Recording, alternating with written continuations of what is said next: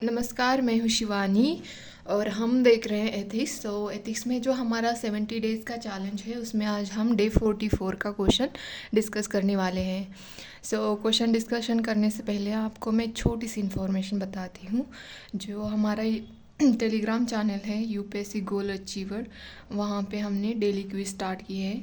तो वहाँ पे हम PYQ देंगे और उसके बाद उसका डिस्कशन करेंगे। तो आप प्लीज़ ज्वाइन करिए और सॉल्व करते रहिए क्विज़। तो चलो अब हम देखते हैं कि क्वेश्चन क्या है। तो क्वेश्चन ये है, the citizen charter can not be an end in itself, it is rather a means to an end. Discuss, इसको डिस्कस करना है हमें। सिटीजन चार्टर को कैसे वो अपने आप में एक एंड नहीं है, मतलब होती है, खामियां हर चीज़ों में होती है, बट वो नहीं है बल्कि मीन्स भी है। तो उसको हमें देखना है और डिस्कस करना है। तो देखो, पहले तो यहाँ पे हम इंट्रोडक्शन में सिटीज़न चार्टर क्या है ये हमें देखना है।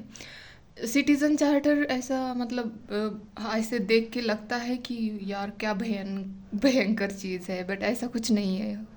ये दिखने में ही लगता है, सुनने में ही लगता है कि कुछ तो बड़ी चीज़ होगी, बट ऐसा कुछ नहीं है। एक अगर किसी भी डिपार्टमेंट में ले लो, गवर्नमेंट डिपार्टमेंट में ले लो या प्राइवेट एजेंसी में ले लो, वहाँ पे बोर्ड लगे होते हैं और उसमें ना रूल्स रेगुलेशन इंफॉर्मेशन ये सब लिखा होता है। तो उसी को ही सिटीज़न चार्टर बोलते हैं, ताकि वो सिटीज़न को कन्वीनियंट हो, उनको आसान हो, ताकि वो अपना जो प्रोसीजर है, जो भी उनका ट्रस्ट है उसके ऊपर, वो हो सके। इसीलिए सिटीज़न चार्टर होता है। तो यही मैंने इंट्रोडक्शन में लिखा है कि citizen charter is a document that set standards for quality of service to be received by a person.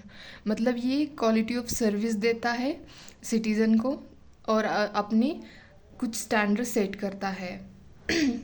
तो ये मैंने यहाँ पे लिखा है इंट्रोडक्शन में।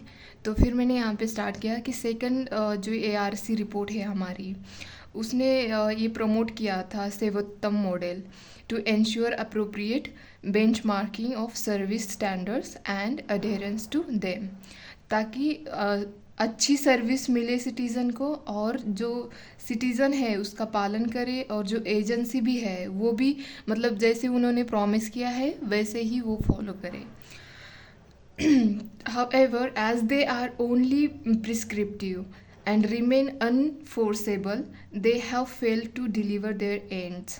मतलब ये जस्ट लिखी हुई चीज़ें हैं, मतलब प्रिस्क्रिप्टिव है और इनको मतलब ये अनफोर्सेबल है, और ये अपनी जो सर्विस प्रोवाइड करते हैं इसमें ये फेल हुए। इसका मतलब क्या है, ये प्रॉपर अपना जो इनका जो गोल है वो नहीं फुलफिल कर रहे हैं।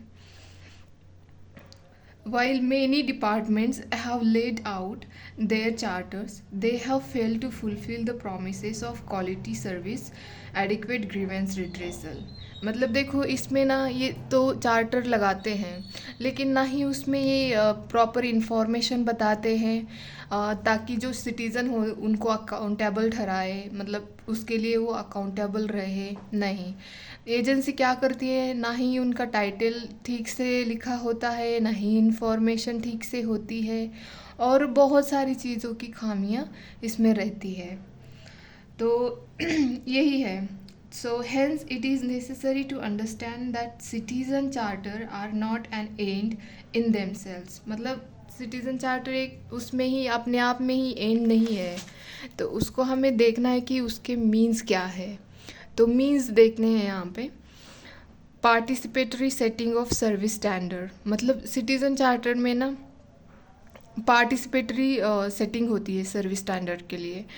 एंड सेकंड है formal channel of grievance redressal. अगर किसी भी सिटीज़न को कोई भी दिक्कत हो तो इसके थ्रू वो अपनी मतलब अपनी जो सर्टन उनकी ग्रीवेंसेस होते हैं वो रिड्रेसल कर सकते हैं।